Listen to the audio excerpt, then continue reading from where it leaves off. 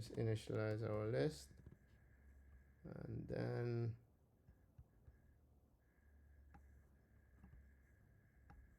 we'll generate the first one.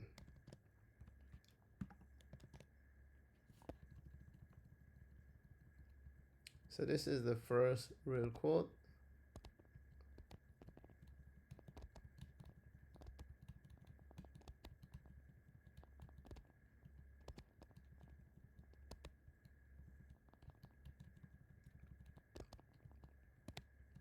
Just cleaning up some code here. Okay, so let's explain this a little bit. Prompt formatting. These are formatted with clear sections, instructions, input, and response or output. All right. And this is to teach the model to follow natural language commands. Later on, you will see a tokenizer function will be created. Not in this video, in the video to follow, part 2 more likely. We'll get into a function that does tokenization. The tokenized function converts these formatted prompts into token IDs, and that's suitable for the model. Okay, so we have our first model. And this is multi, so let's create a second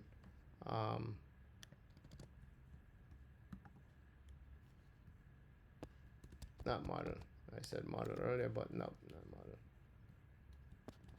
Okay, so let's create the okay.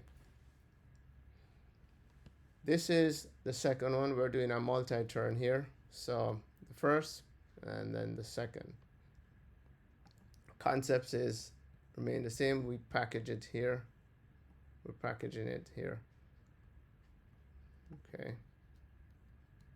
So taking a sample randomly in the same thing we did earlier. We're doing the same process here. Okay.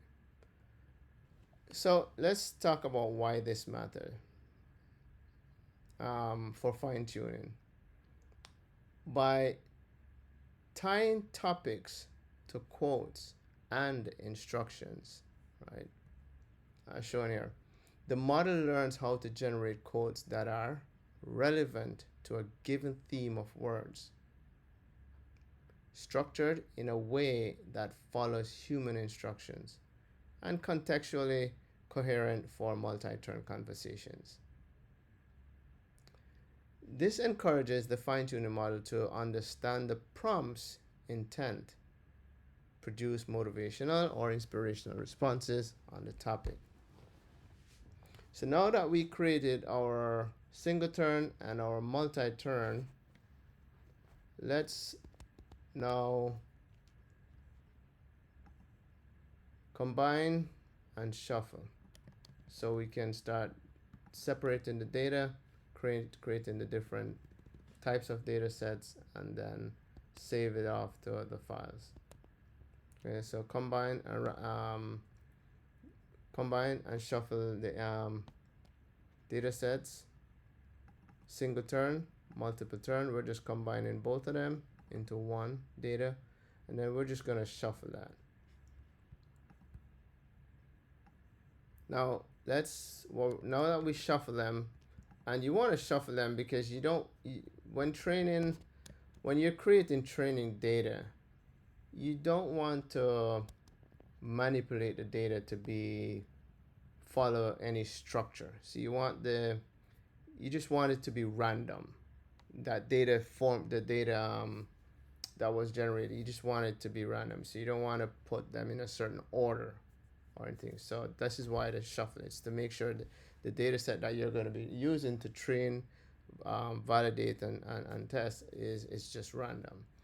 So what we're doing here, we're just calculating the splits, where the splits will happen in the random data set that was generated. And once we create those splits, so this is just taking it from like position 1 to position 10, and then position 11 and that's to 21, and that's what this is doing here. All right. Now using that information here, we now splice the data. All data will be training data from here to end. Validation data, all data from trained data at that point to validation end. And so that's how we're chunking the data, so to speak. And these are Python functions, so I'm not going to get into the syntax of Python really, but I'll drop some hints here and there. Okay, so now we're ready to get our data, write our data out to the both files.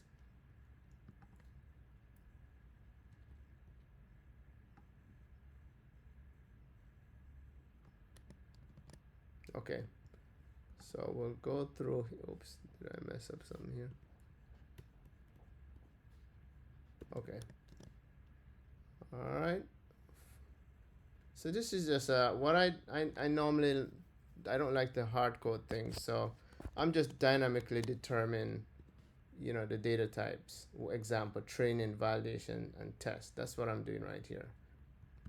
So I can just easily go through this split here, and then I'm just finding, if I'm here, I'm saying, okay, is this a training?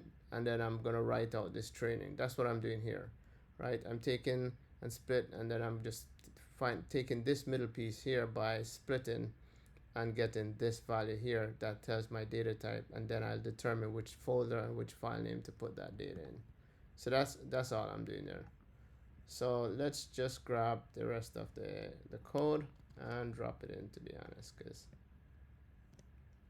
okay.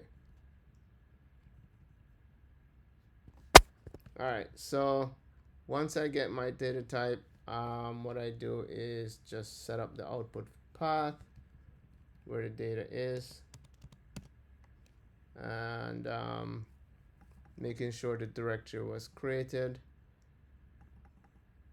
create my path, and then I'm saving the examples. Okay, saving, and then I load as Hugging Face data, and then I save it as an arrow data format, and I'm making directory. That's all this is in. So here you go. So what we just completed here is the training of the data. Now I create a quick script that I just run it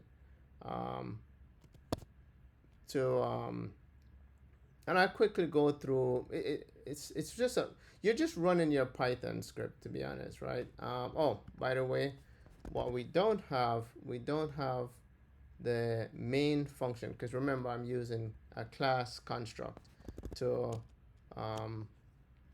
run my code. So what I did was I just quickly created a main method. Okay. And I'm passing in parameters. These parameters, you can modify it to how you choose, but I created in such a way that I'm passing all these parameters to the class, to the script that then uses, because I just don't like to hard code things. Okay, so let's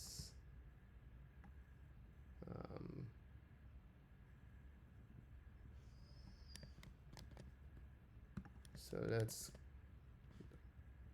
create an instance of the class that was created, and then we're going to pass it the output directory, and then we're just gonna save that, and let's run it. So we're just gonna quickly run it, and let's see, hope nothing, we don't have any typos, and there you go, the data is being created.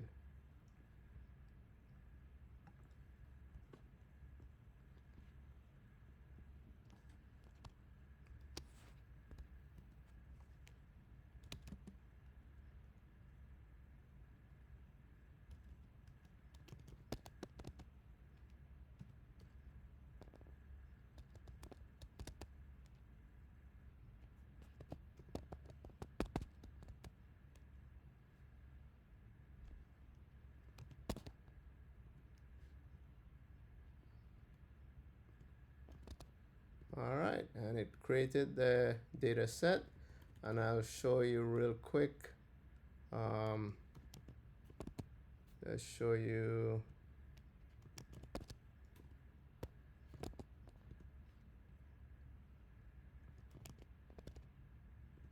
Okay, so that created all the data set that I needed, and there you go. It created the training data set in JSON-L. That's just one data format, data set. And then it created using arrow data set, arrow data format, the data in arrow format. That's Hugging Face format. And this, later on when we start to do fine tuning, this is the data set that we're going to be using. All right, so our data set was created. Let's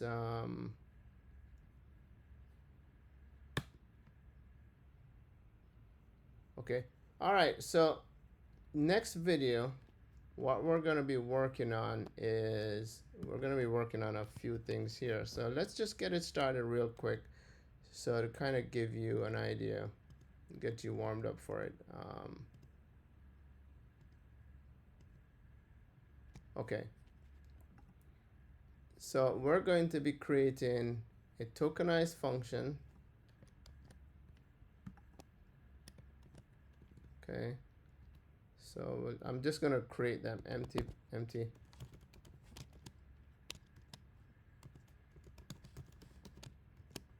And then what I'm going to create next is a function that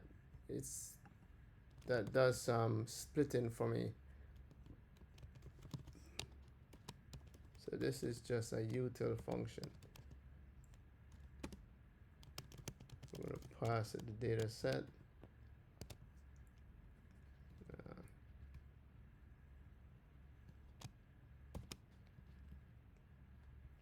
Just copy and paste that. And then last but not least, we're going to create the fine-tune method function. Okay, so that's the next video that will be worked on. All right, and there you go. So in our next video, we'll start to work through the fine-tune, which will require the tokenizer, and this is a util function that will be used. So go ahead and get your code running, and get your code running, and then we'll get back and then we'll start to dive deeper into the rest of it. The directory structure, it just looks like this. Okay. All right. Let me just make sure. I want to give you an opportunity to see the code one more time.